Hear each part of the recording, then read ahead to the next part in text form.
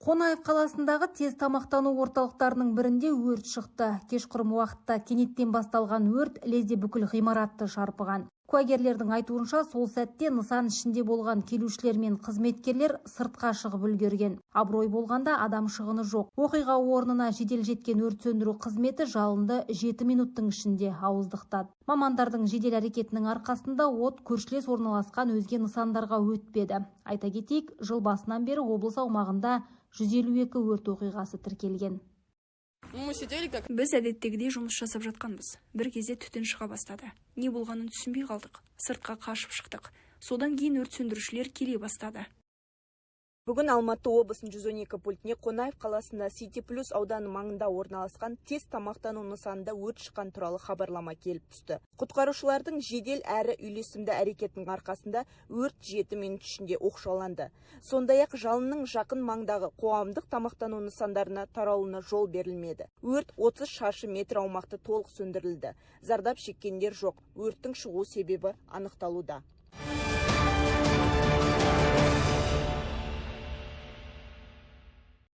Алматы облысындағы саяжайларға ауыл мәртебесін беру жұмыстары қарқынды жүріп жатыр. Дегенмен инфрақұрылымдық мәселе әлі де өзекті. Ауылдық округіне қарайтын Шиелі саяжайы ауыл мәртебесін алғалы 2 жыл болды. Алайда мәртебе өзгергенмен өміріміз өзгерген жоқ. Коммуналдық шығындар қымбат, әлеуметтік нысандардан еш хабар жоқ дейді тұрғындар. Бізді өтті дегенімізге бір 2 жыл болып қалды. Біз сол ауыл статусын алғанымызға бір 2 жылдай болып қалды енді.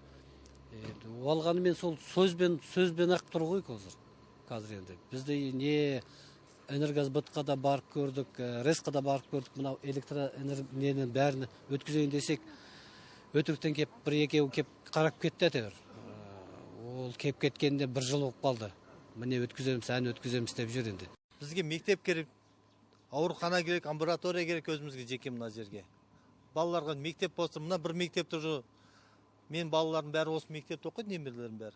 Уже бір класстың уже 5-6 мектеп уже сиіспайды балалар. Мына жерге мектеп салса, көшені салса, бәрімізге рахат болатын еді. Жалпы Талғар ауданы бойынша 139 саяжай болған. 2023 жылы көтерілген бастама аясында бүгінге дейін 78 саяжай елді мекен мәртебесін алды. Тағы 108-інің елді мекен шекарасына кіру мүмкіндігі бар. Қалған 31-і бұл мәртебеге ие бола алмайды. Ал инфрақұрылым мәселесі кезең-кезеңімен шешіледі дейді сала жауаптылары. Енді инфрақұрылым бойынша саяжайлар ол кіргеннен кейін бас жоспарға сәйкес оның жаңағы жолын, суын, электроэнергияларын бәрін есептеп, пиржін жасап, жобалау жұмыстары жүргізіледі. Жобалау жұмыстары жүргізілгеннен кейін барып, қана құрылысы басталады. Енді қазір уақытта тек біздің басты мақсатымыз енді жұмыс істеп жатқанымыз. Осы саяжайлар елді мекенге кіргізіп бітіру. Алматы облысында барлығы 677 саяжай қауымдастығы бар болса, 2023 жылдан бері олардың 367-сі елді мекендер құрамына енгізілді. Бұл саяжайлардың басым бөлігі Алматыға жақын аудандарда орналасқан.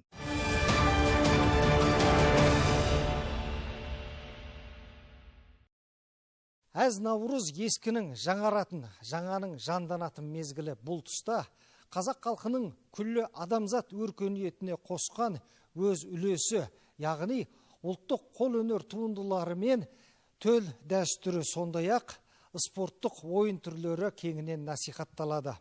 Оның ішінде бағзы ғасырлардан бері сан буын ұрпақтың көсегесін көгертіп, түтінін түзу ұшырып келе жатқан қазақы қара шаңырақты киіз үйдің орны бөлек, жөні ерек. 43 жастағы Марат Бексұлтанов қазақы киіз үй жасауды қолға алып жүргелі 10 жылдан асты. Оқыған мамандығы радио байланысшы болғанмен ұлттық дүниеге жаны үйір. Мұнда 6 қанат ақбоз үйдің керегесін терімен тиектеп тоқып шығудан бастап, уғын ұштап ию, шаңырағын шеңберлеп, күлдіреу үшін бекітуге дейінгі жұмыстардың бәрін өз атқарады.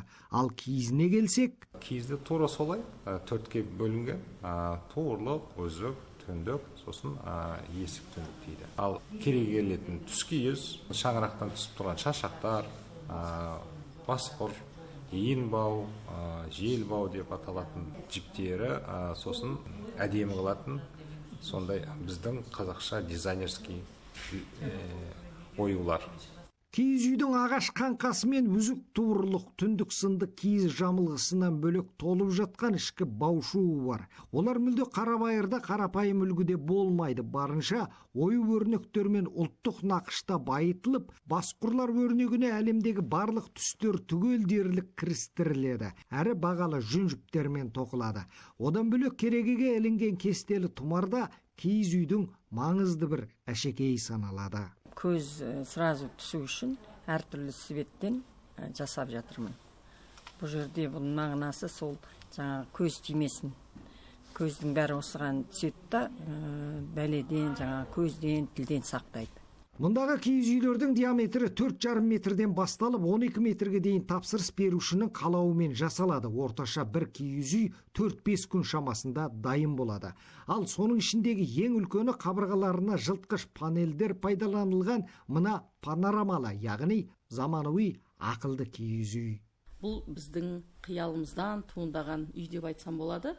Өздеріңіз көріп тұрғандай өте жарық, жаңағы пульт управление бәрі бір пультпен басқарады. Мысалы штордың өзі жаңағы пультпен ашылады, панорамалық шаңырақ пультпен басқарылады, ауасын тазартады, және де күн сәулесінен тоқ жаңағы свет бәрін қосуға болады. Киіз үй көне заманнан келе жатқанына қарамастан ата-бабамыздың ақыл-ой деңгейі тым биікте болғанын, тіпті сол дәуірде Еуропада мұндай өркениет болмағанын дәлелдей алатын мәдени көрсеткіш дейді Марат Сұлтанбеков. Сондықтан оған осы күн шаңырақты баспана қазақ елімен егіз ұғым іспетті болып көрінеді. Қазақ үй менің бір мүшем сияқты.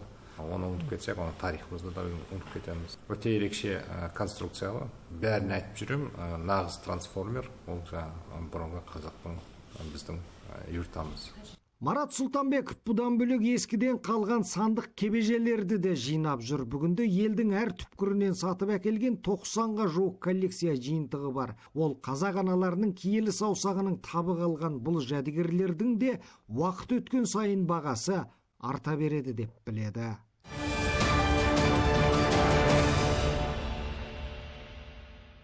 Нарынқол ауылында кәсіп бастауға ниетті жандарға мемлекет тарапынан көрсетіліп жатқан қолдау өз нәтижесін беріп келеді. Соның айқын мысалы Райгүл Әбдуәли-қызы. Ол ауыл аманаты жобасы аясында 2,5% жеңілдетілген несие алып, тігін кәсібін қолға алған. 25 бірінші айында ауыл аманат 2,5% кредитін алдым. Ол жерде алғанымда мен станоктерді әкелдім. Көрпе тігетін, жүн шығаратын, тігін тігетін, түзу тігістетін көрпе машинкаларды алып кеп бастадым. Бастағаныма 1 жыл болды, жаман емес, жақсы. Ары қарай да олар күнделікті заказдарым бар. Мен мына Райгүлден осы көрпелерді ылғи заказ беріп аламын. Көрпелері өте өздері түтеді. Өздері өзінің заманауи өздерінің машинкесі бар. Сонымен тігеді. Міне көрпелердің бәрі ыңғайлы, әйбат, біреуге берсеңіздер де ыңғайлы. Мен мына көрпелерді міне өзім алғалы тұрмын. Райгүл Әбдуәли-қызы шағын цех үйінде орналасқан. Әрбір бұйым жеке тапсырысқа сай дайындалады. Кәсіпкер көрпе төсек, қыз жасауы, тойбастар, сондай-ақ ұлттық және заманауи үлгідегі түрлі киім тігеді. Әсіресе қыз жасауына сұраныс жоғары. Мен жерде енді ары қарайда мен дамытам деген ойдамын, үлкен орнын ашсам, қазақша нақышта үлгіде көрпелерді шығарсам, ең бастысы халықтың сенімділігі мен ризашылығы ғой.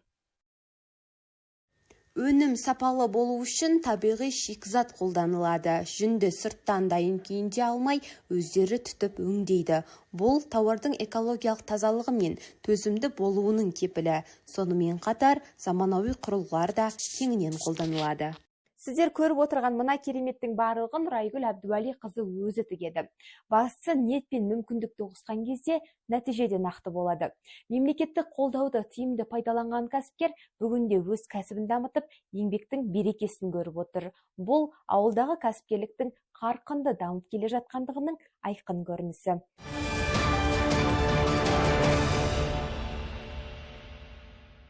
Ахаң әлдилеген Айман 90 жасқа келді. Көрісу мерекесімен тұспа-тұс келген мерейлі мерекеде дөңгелек үстел ұйымдастырылып, жылы естеліктер айтылды. Ұлы тұлғаның ізін жалғаған Асылдың сынығы атасының музейін жаңғыртуда да аянып қалмаған. Әлі күнге дейін қара шаңырағына келіп, сағынышпен естеліктерін еске алады. Тарихи тағылымы бар үй ретінде осы үйге келсем, Айман апамыз айтады, демаламын дейді. Бұлай айтқанда рухани демалам, жаныма сондай жақын бір сезім келеді. Сондықтан осы үй менің жаныма өте ыстық дейді. Бұл үйді тауып беруге себепші болатын Міржақып Дулатұлының қызы Гүлнар апамыз және өзіміздің жаңағы айтып отырған Шолпан Ахмет қызы. Жалпы Алматы қаласында бұл кісілер тұрған, Ахмет Байтұрсынов тұрған 3 үй болған, соның сақталғаны тарихи жәдігер ретінде киелі тізімге кіргені осы Байтұрсынұлы көшесіндегі 60-шы үй. Айман Байсалова ұлт ұстазы Ахмет Байтұрсынұлының артында қалған жалғыз тұяқ Шолпанның қызы. Оның балалық шағы сұрапыл соғыспен тұспа-тұс келді. Анасы сол кездегі сұрқия саясаттың құрбаны болып қудаланады. Ал Айман Қабиден қызы нағашы ағасының қолында тәрбиеленеді. Айман Байсалова 1 жас 7 айына дейін дәл осы Ахмет Байтұрсынұлы музей үйінде өсіп тәрбиеленген. Ұлт ұстазының көзін көріп, әлдейін естіп, аялы алақанының табын сезінген бала Айманның алғашқы қадамдары да дәл осы қара шаңырақпен байланысты. Айман Байсалова нағашы атасы Ахметпен әжесі Бадрисафамен біраз уақыт бірге тұрса да, естеліктерін тек анасынан естіген. Ал ұлт ұстазының жиені екенін 1991 жылы бірақ білген. Ахметтің өзінің жаратылысы бөлек жандарда ғана кездесетін, жасандылығы жоқ, ұлтына берілген, халқына берілген, нағыз алысты жақындатып, аразды татуластыратын сондай жан. Ахметтің орны бөлек. Олай болатын болса, сол Ахметтің бүгінгі ұрпағы Құдайға шүкір осы 90-ға келіп, дәл атасындай болмаса да, бірі атасының басқан ізін суытпай келе жатқаны осының өзі бақыт. Іс-шара аясында Алаштың Данагөй аналары фото көрмесі ұсынылды. Онда Ахмет Байтұрсынұлының қарындасы Зиляш пен жұбайы Бадрисафаның қызы Шолпанның суреттері қойылды.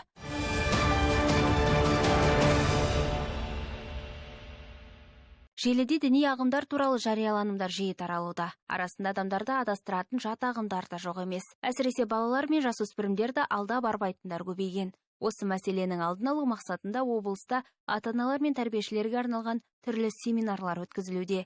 Спикерлерге жүктелген маңызды міндет діни экстремизмнің алдын алып, тұрғындарды діни радикалды ағымдардан сақтау. Талғар ауданынан бастау алған шарада 100-ден астам ұстаз қамтылмақ. Себебі мұндай қиындық туындаса баланы дұрыс жолға сала алатын бірден бір жан осы мұғалімдер дейді мамандар. Жиында дәл осы оқытушыларға жүктелетін міндет оқушылардың сыни ойлау қабілетін дамытып, жалған ақпаратты ажырата білуге үйрету екендігі айтылды. Ұйымдастырушылардың сөзінше мұндай жиындар қоғам қауіпсіздігін нығайтып, жастарды жат ағымнан қорғауға септігін тигізбек. Шараның мақсаты ол өздеріңіз білесіздер, интернет дамыған заман, әлеуметтік желілер дамыған заман. Жас өспірімдер, жастар көбісі қандай да бір материалдарға қызықса интернет желісінен, әлеуметтік желілерден қарайды. Сондықтан бізде мұғалімдерге дін саласындағы біліктіліктерін арттыру мақсатында, сонымен қатар дін саласындағы заңнаманың талаптарын түсіндіру мақсатында, және де жас өспірімдермен жұмыс жасаған кезде діни радикализм идеологиясын алдын алу мақсатында бүгін семинар өткізіп жатырмыз.